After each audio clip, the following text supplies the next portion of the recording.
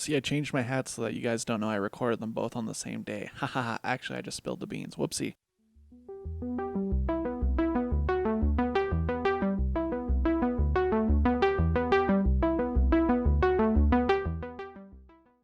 Alright, everybody, welcome back to another Fantasia Fest episode. Wow, the hits keep on coming, hey? So many movies. I'm so tired. I am burnt out of watching movies, but we've got 3 more to talk about today.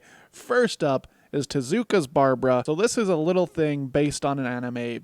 The guy that wrote Astro Boy and some other stuff also wrote this, and his son, Makoto Tezuka, the son, directed this movie. The main event of this one is that its cinematographer is Christopher Doyle, who, if you're familiar at all with new wave Hong Kong filmmaking, such as The Chungking Express or In the Mood for Love, Fallen Angels, 2046, some real classics. Some real classics. Chungking Express. We all know on this show that Chungking is one of my all-time favorites. You can't really beat that movie. That's a top 50. That's a top 50 of all time right there. This is a movie about a man who, I believe he's an author in this movie. Yosuke finds a drunk girl in an alley who happens to be Barbara. This woman eventually becomes his muse, or so you would say. It's got a real weird free jazz soundtrack. This movie is hard to follow. To be honest, I was having a hard time following this movie because there is so much of it that is in his head. Even Barbara, arguably, is in his head, and it just represents his relationship with art, a metaphor for the art you create, and how it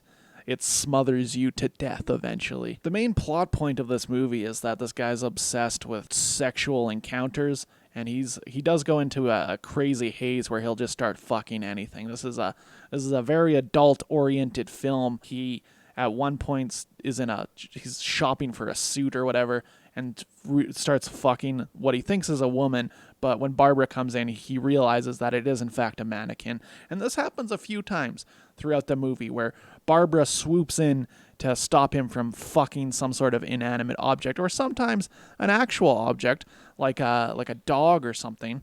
He almost fucks a dog in this movie.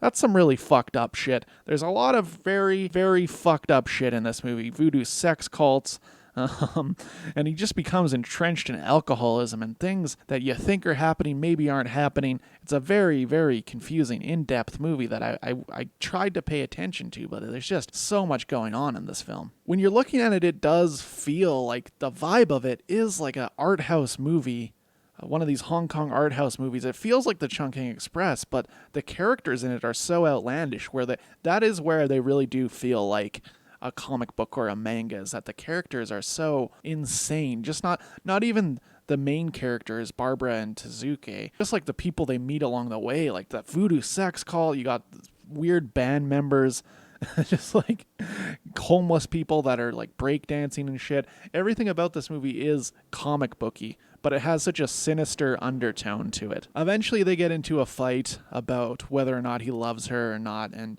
she ends up choking him out, and while she's doing that, he pushes her off and she hits her head on a rock, where she perishes. And this is like the last half of the movie, and you're like, what's going on here? And he's obsessing with the body until the point where he does fuck the corpse. So this is a movie where you come for Christopher Doyle's cinematography and you stay for the corpse fucking, I suppose.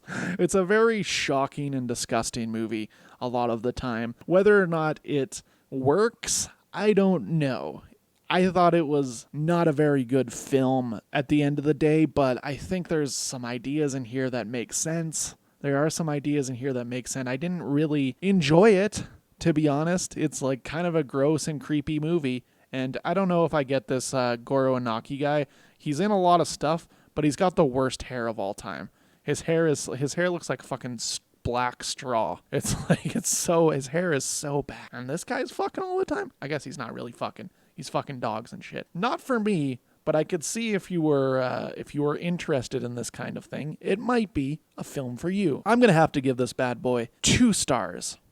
Zoe Wittock directed this one, and I actually like this one quite a bit more than I like Tezuka's Barbara. That's for sure. I liked this one quite a bit more. Love is love, baby. And Jumbo certainly shows us that. Honestly, this is probably one of the best love stories I've seen on film in quite some time. And it's not even a love story between people. It's a love story between our main character and one of the rides that she works with at the amusement park, Jumbo. Set in France in the 80s, but honestly, it could be anywhere. It does really feel anywhere. It feels anywhere USA, baby. I felt like watching this movie, I'm like, this could be anywhere. This is a relatable film, as crazy as a concept that seems. It's a woman that falls in love with a theme park ride, but it manages to be a genuine roller coaster of emotion. And honestly, this is like a very good looking movie, and it really has no rights to be, because it's just about a woman that falls in love with an inanimate object. But the inanimate object takes on personality of itself as it lights up. I don't know how much it is to rent one of those spinning things. I don't even know what the ride would actually be called. It's called the Move It in this, but I don't know if that's the right terminology for the type of ride it is. I'll have to go listen to more episodes of Podcast The Ride to figure that out. Maybe it's a people mover. I don't know. I don't think so. I think that's a different thing. So she does fall in love with this Jumbo thing. It does take a weird life of its own. She's obviously imagining it, and it's funny that this movie is based on a true story, because at one point she goes into a fever dream where she's fucking the oil out of it. I guess this is possible to be based on a true story. I think more specifically, this is a movie about acceptance to whoever you love. It's kind of like, I guess it does have like a pretty good queer messaging to it, and I do appreciate that in the film. I do think it is a very good message, however you choose to look at it. Because this is a movie where she starts telling people that she's in love with the Jumbo, like her mom and stuff, and her mom is not receptive to it. She doesn't understand. She tells her boss, who she's also kind of attracted to. More so, she just loves Jumbo. And she's a weird character, but I never feel like it was like a stereotypical like weirdo character, like a stereotypical loner character. She just exists. And she wants to just fall in love and marry Jumbo. And that's what it is. And it is like a very beautiful love story, like shockingly so. More so than you would expect from a movie about a lady falling in love with a Jumbo ride, you know? Because the characters are very good. You've got Hubert, the mom's boyfriend, who truly is the hero of this film, if you really think about it, because he is the one who's like, love is love, baby. And he's like, if you want to marry Jumbo, we can go marry Jumbo. We're not going to take her to the mental hospital, because she doesn't need that. She's just a person trying to figure out what's going on in this life. And I do appreciate. Honestly, this is one of the better things I've seen at this festival. It was like a really nice and pleasant film. Obviously, because it's French, it's full of full frontal nudity. I don't know if there is a finger, though. There is a finger. I wrote it down. That's right, everybody. You know what that means. That's the fourth witch finger of this fucking festival. Wow, that's a high count. We've got a high count going on. Honestly, I do think this is a really strong movie, and you should check it out whenever it's available. I'm going to give this one 4 stars. Really enjoyed this one. Thought it was a real nice film. All right, last up, we've got Uncle Lloyd's new film. Possibly his last? I don't know how long Uncle Lloyd's going to be with us, but Troma is always making some weird shit, and that's for sure. If you remember back in the day, Tromeo and Juliet, their first take at Shakespeare. Now we've got another. Uncle Lloyd here is here to offend everyone and anyone, and he tries. He certainly tries. But I don't know if he succeeds, though. I honestly don't know. An adaptation of Shakespeare's The Tempest, kind of. This movie uses The Tempest as like a loose framework for a Troma movie. As you may know if you've seen Tromeo and Juliet. Essentially, you've got a guy that runs a pharmaceutical company, his assistant, who is also played by Lloyd Kaufman in a dress. You've got his son, and they are selling a drug called Safe Spacia. And now this is one thing that I always find funny is I love Uncle Lloyd, but he's like a rich Yale guy. He went to Yale. He's been running a production company off some sort of inheritance over the years, and he thinks that he needs to poke fun at triggered millennials. And it's always these old guys that aren't even really doing anything that offensive, to be honest. Like, who's the most offended at Troma flicks? Probably like old Christian ladies, right? But to me, I watch this thing, and I've seen basically everything Troma's ever put out. You got in Troma War, like Mr. AIDS. You got Mr. AIDS and shit. Like, obviously, Lloyd has always been out to offend, and that's fine. That's his thing. But it's like, I don't understand why, like, triggered millennials are always the thing to go to. It's so lazy. It's so lazy because all this is fucking fart jokes and strippers. Like, what do you mean social justice warriors are going to be offended at this?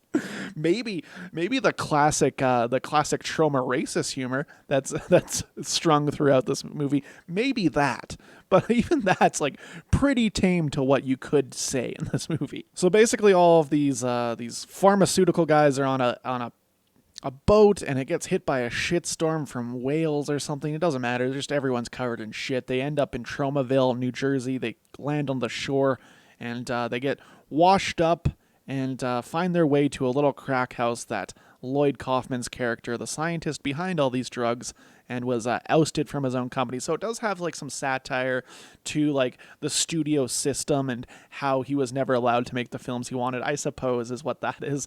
It's fine. It works. That works. That is some of the stuff that works, is the social commentary on big corporations, sure. You know what else works really good? Is all the Shakespeare shit in this. All the Shakespeare shit is so good. When it's not trying to be lazy social commentary on millennials, it works perfectly. He's got like, you know, the William Shakespeare character running around explaining what's going on from a Shakespeare point of view. You've got interludes where critics of Shakespeare, like, this is vile, offensive stuff, which is funny. Like, I love seeing the depictions of critics being uptight and stuffy people, because generally that's not how it goes, to be honest. I like these movies. I like shitty movies.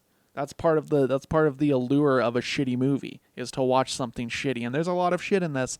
There's a lot of shit in this one. Like a Shakespeare novel, there are so many people. There are so many people in this movie. His daughter, the daughter or the son, all the crack whores. There's like his army of crack whores. That's like a fun little bit. You got the social justice warrior people. It's just a lot going on, which is fine, because that leaves a lot of weird, gross shit. Once the scientist character gets them to this crack house, he gives them this new drug called Tempest, and that essentially turns them into scary mutant monsters. And essentially, Lloyd, at the end of this movie, is like talking about how he doesn't want to divide. He wants to appropriate all culture into him, and he's like, this is where the racist jokes start going up. He's like, I've developed my body into the perfect mix of people. Reveals that he has a piece of every culture, and he's the ultimate cultural appropriator. He's got the dance moves of a black man. It's quite offensive stuff. That's probably the most offensive stuff in this movie. Otherwise, I think it's pretty tame, unless you're very nervous about fart jokes, because it's mostly that. Even to the end where he's like, everyone's like, wow, you are really accepting of everyone. And he's like, what do you mean? You're supposed to be triggered. And he's looking at the camera. And I don't know that he's successful in what he's trying to do a lot of the times, but it's funny enough, I suppose, if you're into this sort of humor. It's certainly not the best trauma film of all time, but it has a lot going on for it, and it even has someone I know in this movie. The guy that runs the local art house theater is in this film. He's got one line. It's just funny to see him in this, because it's a very strange movie. I can't go into an Uncle Lloyd movie without a little bit of bias, because I do appreciate what he's done for this world, and I'm going to have to give this one 3 stars. All right, everybody, leave some comments. Don't forget to subscribe. We'll be back next time with some more movies to talk about. I don't know if it's going to be Fantasia Fest. We're pretty much wrapping up Fantasia Fest here. I got a couple more coming out, but they're not going to be till next week sometime. So look out for those, and we're going to get back into regular scheduled programming pretty soon here. So don't forget to follow us on Twitter, Instagram, and Facebook at Movie Epidemic, and you'll never miss an update. All right, everybody. Bye. Why don't you play us something, baby? Why don't you play us something, baby? Start? I don't feel so good.